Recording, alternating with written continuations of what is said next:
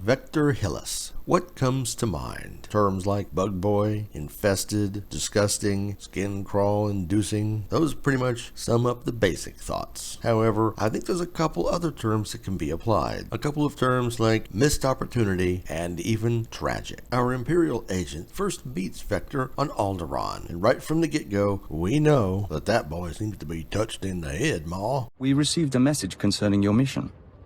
We were told we might serve. We trust our appearance doesn't disturb you. Consider us disturbed. The cadence, referring to himself in the plural, or maybe that's his preferred pronoun, and the appearance all tell us there's something different here. Because as we quickly learn, this member of the Imperial Diplomatic Corps is a Kilix joiner, and simply put, those man-size and larger bugs on Alderaan have corrupted Vector's mind with bug juice and turned him into their thrall. He is now part of the Hive, kind of the organic version of Star Trek's Borg. Blech. Neither one of those are good. But somehow the bug thing is worse. His thoughts are not his own, his will is not his own. He lives to serve the bugdom. But in the end, bugdom service does not prevent him from being a perfectly serviceable companion. Vector's loyal to the Empire, he's loyal to you, and he's loyal to his insect masters. And spoiler alert, an Imperial Kilix treaty is signed. So far, so generic and unremarkable. Or is it? If we take a close look, there are a lot of issues. For one, the Empire did this to him. In fact, the group working with Loken did this to him because the Empire wanted to see what would happen. And you think your employer sucks. In the end, this should be considered rather problematic, as your asset is now enslaved to the enemy. Not only that, everything Vector knows is now in the hands of the Kilix. Every contact, every military and diplomatic secret, everything is available on Kilix Bugnet. Kind of gives a whole new meaning to World Wide Web. Wouldn't it have been really cool if at the end of the Alderaan missions we get the kill order from Keeper? I know I would have carried that order out. However, this wasn't feasible upon initial release, as companions fulfilled a single role within your party, such as healer. Lose that function, you lose it for the entire game. There's something I'm glad they changed. Instead, we bring Vector and all of his bug babies onto our ship. So now everything we know, everything we have access to, the Kilix know and have access to. He even admits to sending his little buglets all over the place. I mean, intelligence gathering aside, can you imagine ever wanting to eat or drink anything on your ship again, let alone sleep? Jeez Louise, I'd be venting everything to space, including Vector. But how about those missed opportunities? Can you imagine the possibilities of misinformation and disinformation with a network like that? You could use the Kilix for any number of nefarious deeds. Planting rumors, information, using these bugs on planets other than just the Alderaan planet missions. This is, after all, a spy story. One of your jobs is to use people and any means necessary to complete your mission. We could have totally taken advantage of this guy, and to some degree, you could see him as fairly gullible and easily manipulated. Feed him some information, get him to pass it on. You could do all kinds of damage to your enemies. Unfortunately,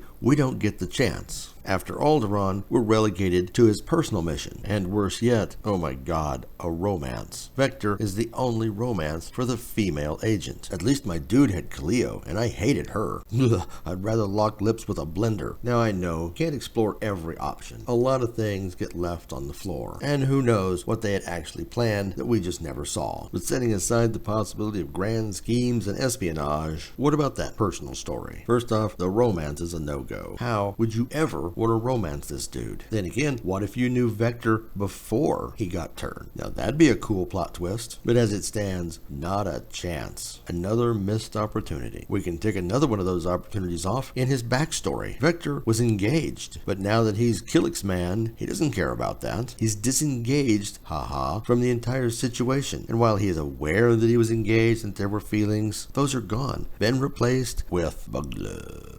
What if we'd had a chance to meet her and she was still in love with Vector and wanted him back? And what about the real tragedy? Vector himself, who he was, his mind, his personality, his goals, his dreams. Everything he was is essentially gone. The bugs stole his life, and nothing he tells us can be believed. And we know that the Empire is looking to deprogram joiners. Our own companion, Dr. Loken, searches out information on this and decides that, it's a possibility, as well as the truth that the Empire was behind his joining. But when given the possibility to no longer be a joiner and that the Empire did this to him, Vector refuses, saying that he's happy where he is. But then it's not Vector who doesn't want to do it, because the Hive doesn't want him to do it. It's a heck of a thing for the story to have someone have everything taken away from them that made them them, and no way to fix it and no possibility to fix it. That's what makes Vector a truly tragic figure. Even if somewhere deep in his mind he's screaming like a maniac, "Let me out of here, holy crap, get me back to who I am," we will never know. And we never get the chance to even try. We don't even get to try against his bug will. Again, the possibilities are endless. Force him to transition back, the trouble, the problems that he would have, or how about he has the opportunity to return to who he was, but our agent sees plans and uses him as Bug Boy to continue those plans, either for themselves or the Empire. Now, that's a nasty way to use somebody, but who would put that past the Empire, right? And like I said, we can't have everything. What do you think? Is Bug Dude worth it? Would you like to see more story of him? Or would you just kick him out an airlock? Or maybe you romanced him? Let us know in the comments below. As always, thanks for watching, and remember,